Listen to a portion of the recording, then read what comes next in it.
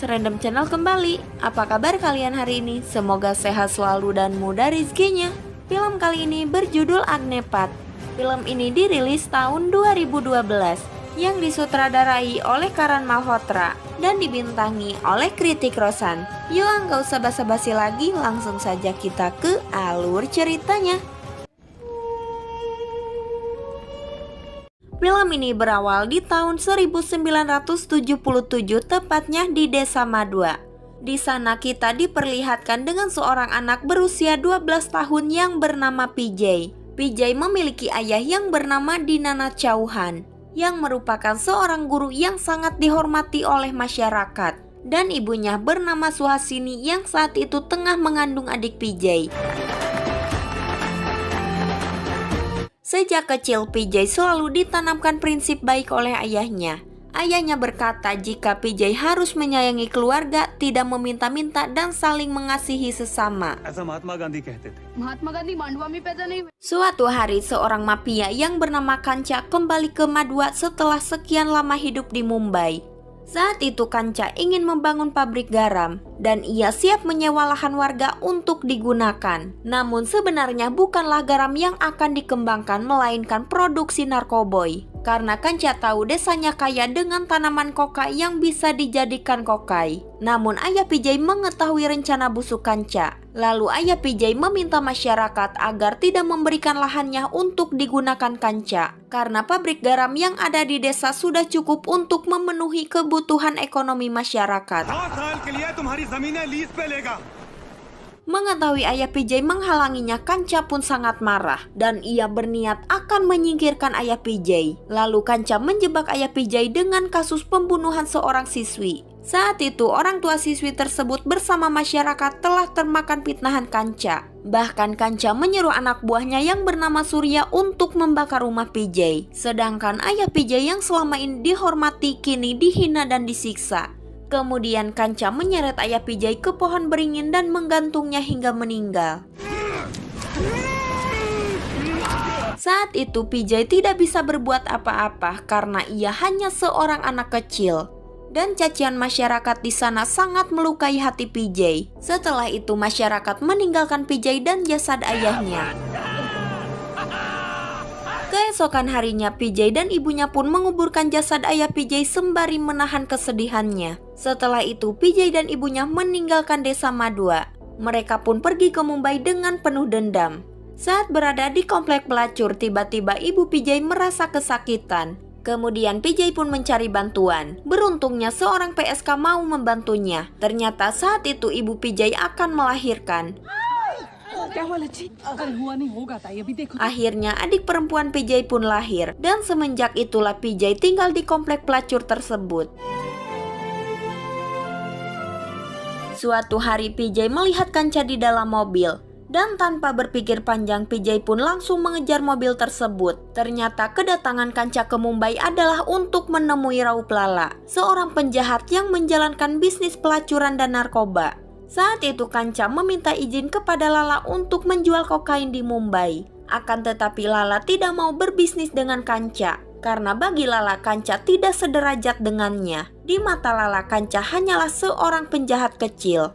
Mendengar ucapan Lala, Kanca pun sangat marah. Akan tetapi Kanca tidak berdaya di hadapan Lala. Kemudian Lala meminta kepada Kanca agar meninggalkan Mumbai dan jangan pernah kembali. Ternyata saat itu PJ menyaksikan kejadian tersebut karena sejak awal ia telah mengikuti Kanca.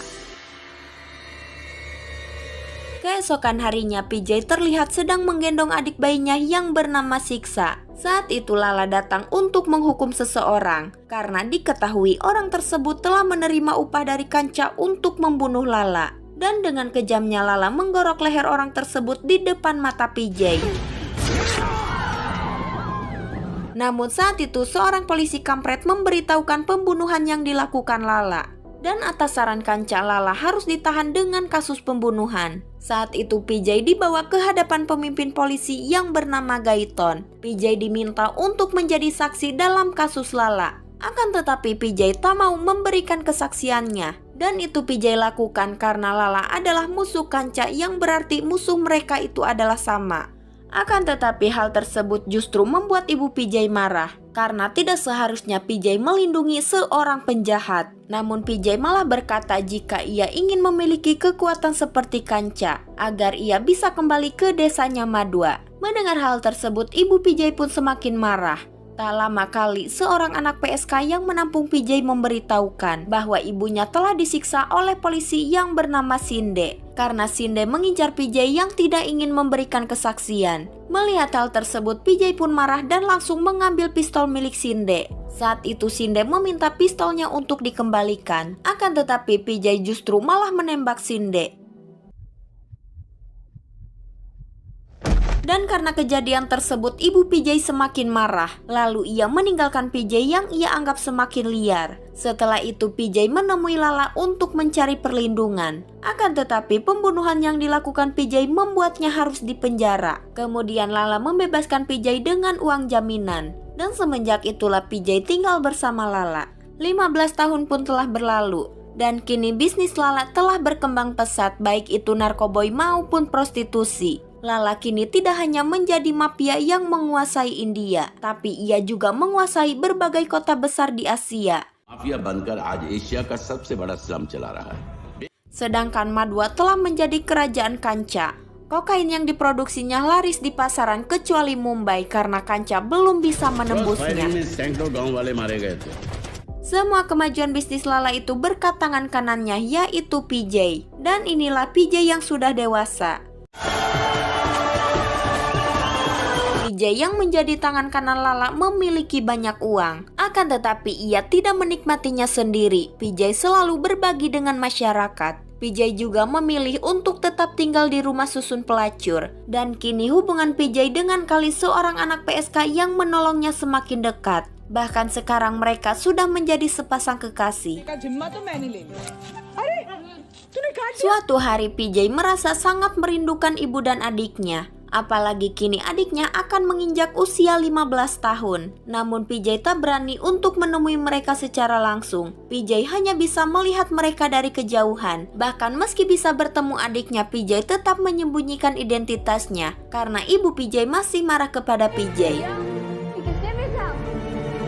Di sisi lain, bisnis haram Lala mulai terganggu. Ia kesulitan untuk memenuhi permintaan pembeli. Karena selain menjadi target polisi dan pemerintah, Kanca juga terus mengedarkan barangnya di Mumbai. Sedangkan Kanca kini bekerja sama dengan Menteri Dalam Negeri yang bernama Borka untuk memuluskan ambisinya untuk menguasai Mumbai. Kokain Kanca juga diamankan di tempat Menteri Borka. Akan tetapi PJ yang cerdik, ia mengetahui hal tersebut. Lalu ia memberitahukan Komisaris Gaiton untuk melakukan penggeledahan. Saat itu PJ memanfaatkan situasi. Ia bersedia menyelamatkan menteri dengan syarat kokain yang dikirim Kanca diberikan kepadanya. Dan menteri pun menyetujuinya. Setelah itu PJ meledakkan kediaman anak buah Kanca yang bernama Sataram.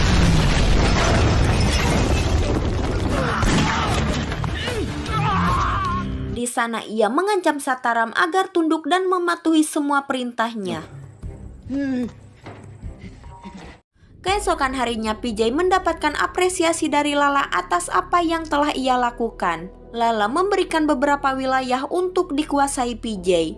Dan kini PJ pun memiliki sedikit kekuatan. Saat itu PJ memainkan drama. Ia bertindak seolah-olah menyelamatkan anak Lala yang bernama Majar dari upaya penembakan seseorang. Padahal itu semua adalah rencana PJ. PJ melakukan semua itu agar ia mendapatkan kepercayaan dari semua orang, terutama Lala dan Majar yang sempat mencurigai PJ. Singkat cerita, di hari pernikahan Majar mendapatkan informasi bahwa Sataram adalah orang yang berusaha menembaknya. Mengetahui hal tersebut, Majar pun sangat marah. Lalu ia bergegas pergi untuk membunuh Sataram. Akan tetapi saat itu Majar justru tewas karena telah masuk ke dalam jebakan PJ.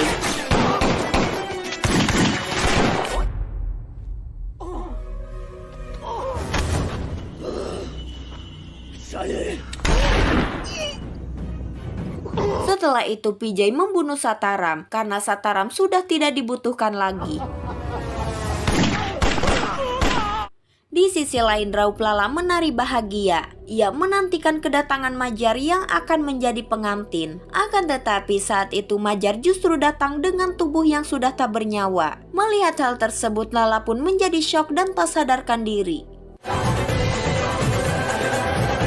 Dan kini Majar yang menjadi penerus Lala sudah tidak ada. Sedangkan anaknya yang lain memiliki keterbelakangan mental. Dan hanya satu orang yang pantas menggantikan posisi Lala, yaitu PJ. Dan akhirnya rencana PJ pun berjalan lancar. Saat itu Kanca menghubungi PJ. Kanca memiliki peluang emas untuk mengedarkan barangnya di Mumbai. Kanca mengajak PJ untuk bekerja sama. Akan tetapi PJ mengajaknya bertemu langsung jika Kanca ingin kesepakatan. Saat itu Kanca tidak mengetahui bahwa PJ adalah anak dari guru yang dulu ia gantung hingga tewas. Keesokan harinya PJ mendatangi desanya Madua. Di sana PJ teringat dengan masa lalunya yang telah dihancurkan oleh Kanca.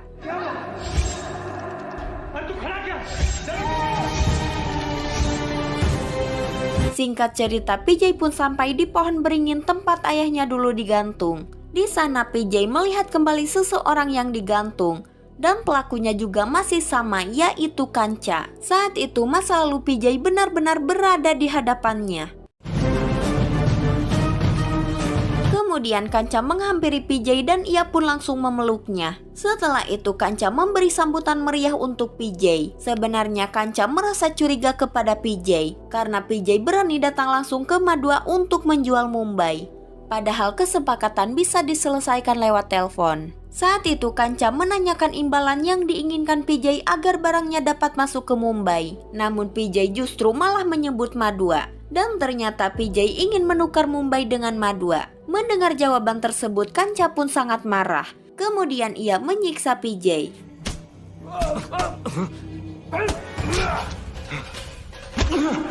Saat itu PJ tidak melawan karena kedatangannya hanya untuk kesepakatan bisnis. Dan akhirnya Kanca pun setuju jika Mumbai ditukarkan dengan Madua dengan syarat Komisaris Gaiton harus dibunuh. Di sisi lain, Raup Lala telah sadar dan ia mengetahui jika PJ telah mengkhianatinya. Lala yang tak terima anaknya dibunuh, ia pun langsung mendatangi kediaman PJ bersama puluhan anak buahnya. Di sana Lala menjajakan siksa adik PJ secara terbuka. Siksa dilelang secara bebas kepada para pria hidung belang. Saat itu polisi juga tidak bisa berbuat apa-apa. Mengetahui hal tersebut, PJ pun sangat marah. Ia tidak terima jika adiknya diperlakukan seperti pelacur. Kemudian PJ menerobos TKP bersama pasukannya, yaitu para waria.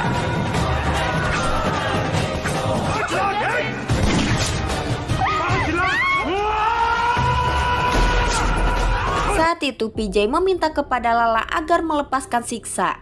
Namun Lala tidak mendengarkannya dan dengan terpaksa PJ pun memukul Lala. Saat itu PJ sebenarnya tidak ingin memukul Lala. Namun karena Lala terus mengeluarkan kata-kata kotor tentang siksa, PJ pun langsung membunuh Lala dengan cara menyiksanya.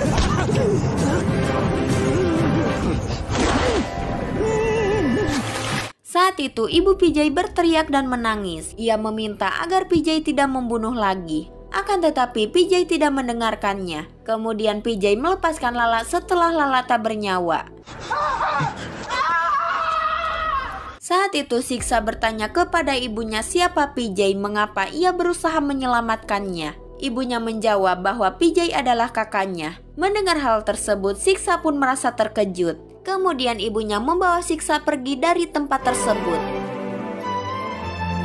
Keesokan harinya Siksa datang ke tempat PJ tanpa sepengetahuan ibunya. Di sana Siksa disambut oleh semua orang. Saat itu PJ terkejut melihat kedatangan Siksa. Lalu mereka berdua pun saling memeluk untuk melepas rindu yang sekian lama terpendam.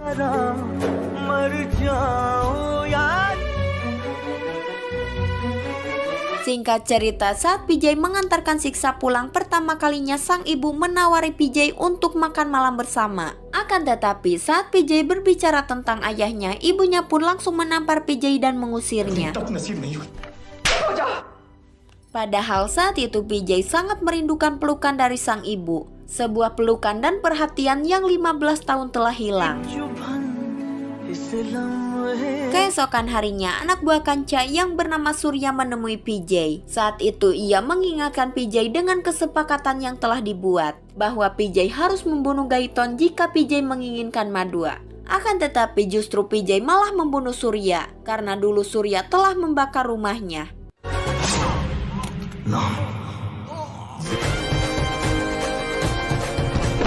Dan kini Kanca telah mengetahui identitas PJ yang sebenarnya. Begitu juga dengan Gaiton dan Kali. Gaiton mengetahui hal tersebut dari ibu PJ. Saat itu Kali merasa sangat sedih setelah mengetahui jika PJ menyimpan dendam selama 15 tahun. Singkat cerita, sebelum PJ pergi membunuh Kanca, ia menikahi Kali terlebih dahulu. Akan tetapi setelah mereka selesai menikah, tiba-tiba anak buah Kanca menembaki mereka secara brutal.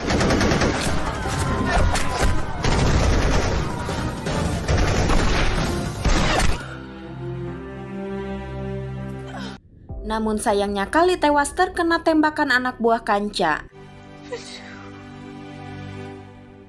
Dan kini darah PJ pun semakin mendidih. Setelah itu PJ mendatangi Madua. Di sana ia mengebom tanah kelahirannya tersebut yang sudah 15 tahun dikuasai Kanca. Saat itu PJ mengubah Madua menjadi lautan api.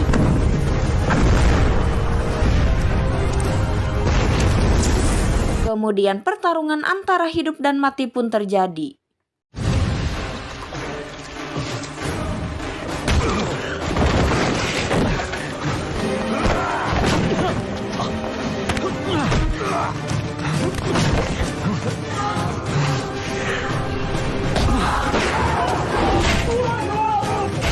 Ternyata saat itu ibu dan adik PJ telah disekap oleh Kanca. Setelah itu PJ diseret ke pohon beringin tempat dulu ayahnya digantung. Kanca ingin menggantung PJ di tempat yang sama. Akan tetapi setelah melihat pohon beringin tersebut, tiba-tiba PJ mendapatkan kekuatan sehingga ia bisa mengalahkan Kanca.